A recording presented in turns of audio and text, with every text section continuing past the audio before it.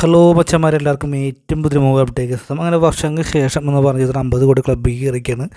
വർഷങ്ങൾക്ക് ശേഷം ഒരു ധ്യാൻ ശ്രീനിവാസൻ ചിത്രം, വർഷങ്ങൾക്ക് ശേഷം ഒരു നിവിൻ പോളി ചിത്രം, വർഷങ്ങൾക്ക് ശേഷം ഒരു പ്രണവ് മോഹൻലാൽ ചിത്രം, അതുപോലെ തന്നെ ബിനീത് ശ്രീനിവാസൻ ചിത്രം, എല്ലാം വർഷങ്ങൾക്ക് ശേഷം ഒരു ഗ്യാപ്പിൽ 50 കോടി ചിത്രം നേടിയിരിക്കുകയാണ്. ബേസിൻ്റെ കാര്യം പറയാൻ സാധിക്കില്ല, കാരണം ബേസിൽ ഇടയ്ക്കിടയ്ക്ക് ഹിറ്റുകൾ അടിക്കുന്ന ഒരു നടനും ഡയറക്ടർ എല്ലാം തന്നെയാണ്. അവിടെ ബേസിൻ്റെ പേര് എടുത്ത് പറയാത്തത്.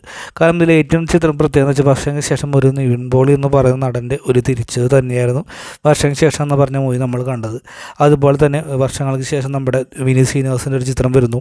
അതുപോലെ തന്നെ വിനീത് ശ്രീനിവാസനും നിവിൻ പോളിയും ഒന്നിക്കുന്നു, പ്രണവ് മോഹൻലാലും വിനീത് ശ്രീനിവാസനും ഒന്നിക്കുന്നു, ബേസിൽ ജോസഫ് ഒന്നിക്കുന്നു. അതായത് യൂത്തന്മാർ ചിത്രം തന്നെയായിരുന്നു നമ്മുടെ വർഷങ്ങൾക്ക് ശേഷം എന്ന് പറഞ്ഞ മൂവി. എങ്കിലും ഒരു ഏവറേജ് അഭിപ്രായത്തോട് കൂടി തന്നെയാണ് ഇപ്പോൾ ചിത്രം മുന്നോട്ട് പോകുന്നതെങ്കിൽ പോലും ഈ ഫാമിലി ഏറ്റവും തെളിവ് തന്നെയാണ് 50 കോടി ക്ലബ്ബിൽ കയറിയുള്ളത്. ആ മൂവി കണ്ടവരാണ് നിങ്ങളുടെ അഭിപ്രായം കമൻറ്റ് ബോക്സിൽ രേഖപ്പെടുത്തുക. അതായിരിക്കും. Bye bye friends.